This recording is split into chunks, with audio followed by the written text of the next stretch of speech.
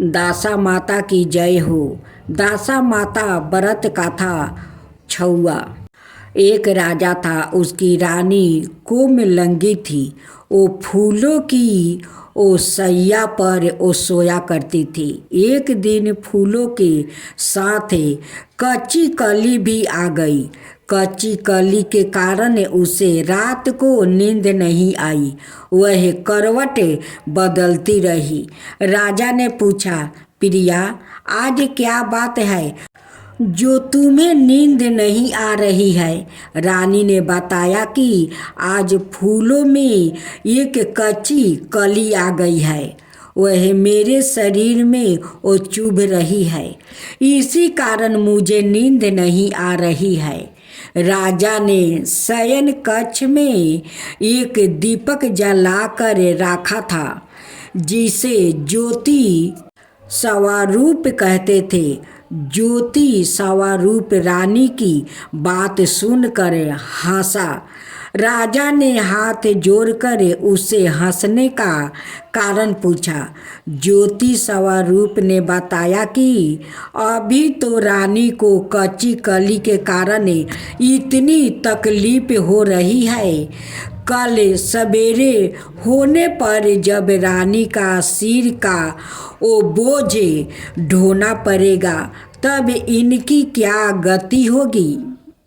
राजा ने पूछा कि क्या मेरे जीवित रहते ऐसा बेभाव है? तब दीपक ज्योति स्वरूप ने उत्तर दिया, हाँ, संभव है। तुम्हारे जीते जी संभव है। ज्योति स्वरूप की बात सुनकर राजा ने मन में सोचा कि देववाणी कभी असत्य नहीं होती। होनी को कौन टाल सकता है? रानी को अवश्य बोझ ढोना पड़ेगा, परंतु यह हो सकता है कि यदि मैं इसे एक संदूक में बैठा कर समुंदर में बहा दूँ तो संभव हो कि यह बोझ ढोने से वो बच जाए, क्योंकि समुंदर में डूब जाने पर बोझ ढोने से बच जाएगी। राजा ने उसी समय रानी से कहा, चलो मैं तुम्हारे महके मैं छोड़ आऊं, कुछ दिन तुम वहीं पर रहना।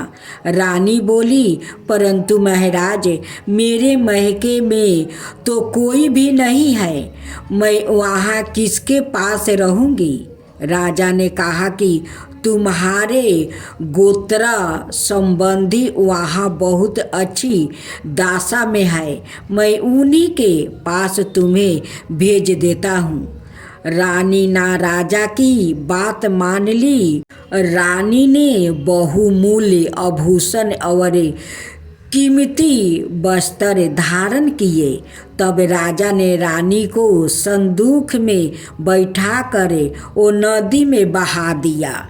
वह नदी समुंदर में ऐसी जगह मिलती थी जहाँ पर राजा के बहनोई का राजधानी था। समुंदर से मोती निकलने का ठेका राजा के बहनोई ने ले रखा था। वह संदूक बहता बहता जब राजा के बहनोई के इलाके में पहुंचा तो उन्होंने महलों को आज्ञा देकर संदूक को समुंदर से बाहर निकलवा लिया।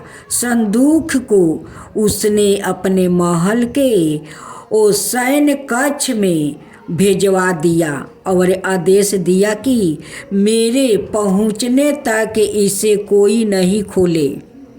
राजा का बहनोई, जो उस जगह का सवाई राजा था, उसके शयन कक्ष में संदूक के पहुंचते ही रानी को पता चला कि इस संदूक को राजा ने समुंदर में बहाया है, तो वह फौरन शयन कक्ष में आई। उसने पहरादारों को हट जाने को कहा। रानी ने संदूक को खोल लिया। उसे संदूक के अंदर 16 श्रृंगार किए एक सौरन सुंदरी मिली। रानी ने अपने मन में सोचा कि यदि राजा इसको इस दशा में देखेंगे तो इसके ही हो जाएगी और मुझे छोड़ देगा।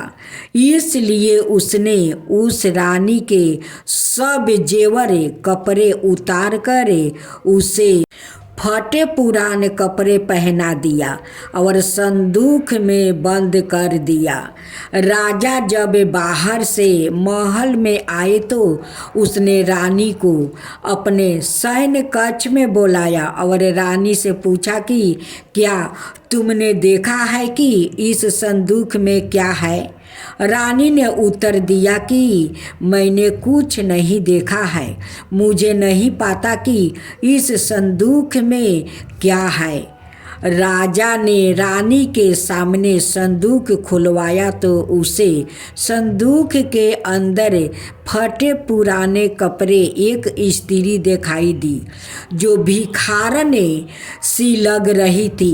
रानी ने कहा, यह कोई भिखारिन लग रही है, इसको कारखाने में भिजवा दिया जाए, वहाँ लकड़ी ढोकर अपना जीवन निर्वाह करती रहेगी। राजा ने रानी के कहे अनुसार उसे कारखाने में भिजवा दिया। एक दिन रानी की सहेली नदी में स्नान करके दासा माता का डोरा ले रही थी। उनके पास एक डोरा रह गया था। वो यह सोच रही थी कि इस डोरे को किसे दिया जाए कि उसी समय लकड़ी ढोने वाली रानी वहाँ आ गई। उन्होंने उसे रोक कर पूछा, बहन, हमारे साथ दासा माता का एक डोरा ले लो। रानी ने कहा कि मुझे डोरा लेने में कोई हर्ज नहीं है, परंतु मुझे तो खाने भर को नहीं दिया जाता है, मैं इस डोरे की पूजा कैसे करूँगी? वो बोली कि तुम इस बात की चिंता मत करो, मैं हर रोज इस जगह स्नान करने आया करूँगी। 9 दिन तक हम यहाँ पर कथा कहूँगी, तुम भी रोज आकर कथा में शामिल हो जाओ और करना। 10वें दिन पूजा होगी, तब तक दासा माता चाहेगी तो तुम्हारी दासा बदल जाएगी। रानी ने दासा माता का ध्यान कर डोरा ले लिया।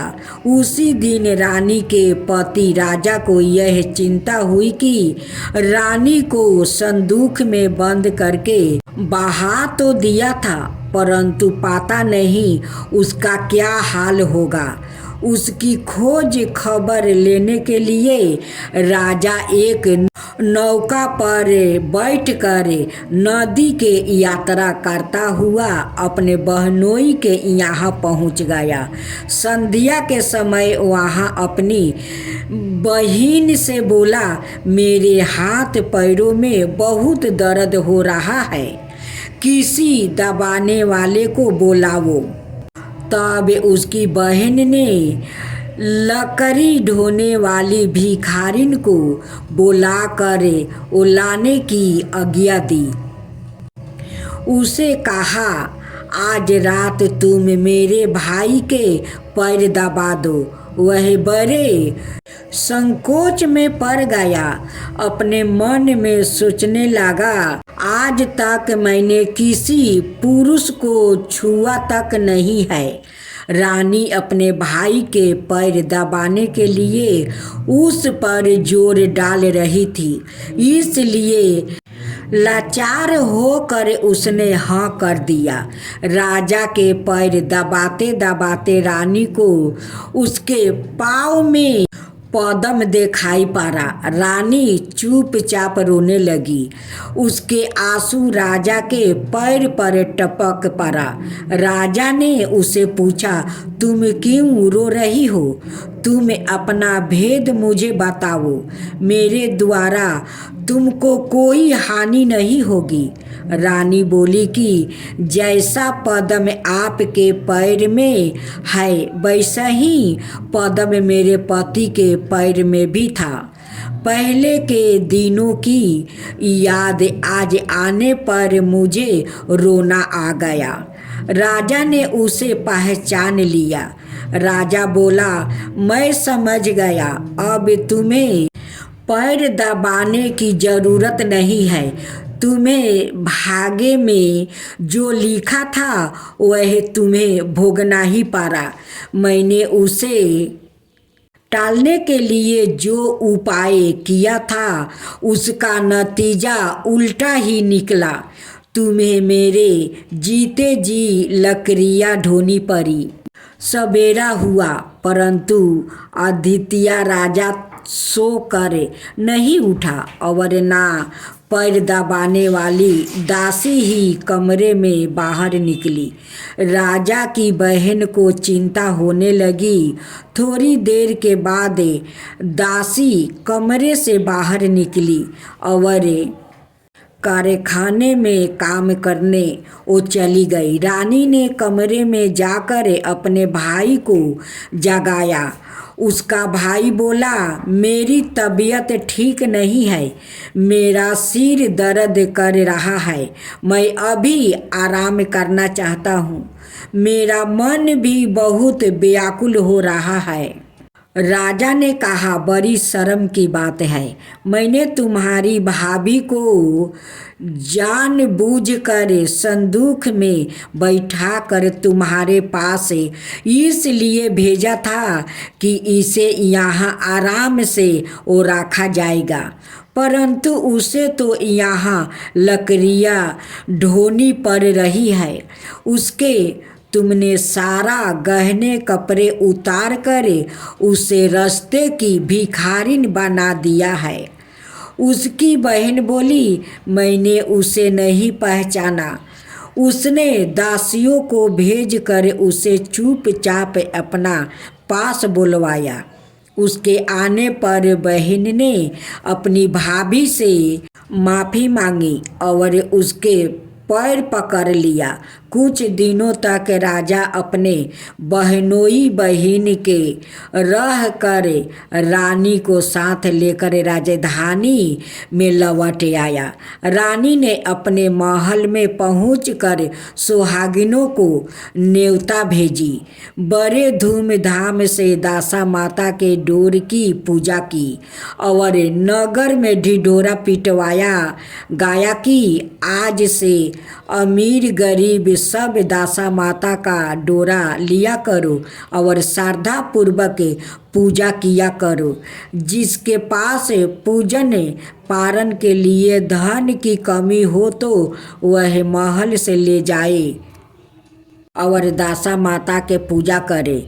जिस प्रकार रानी के दिन दासा माता ने फेरे वैसा ही वह सबकी दासा को ठीक करे।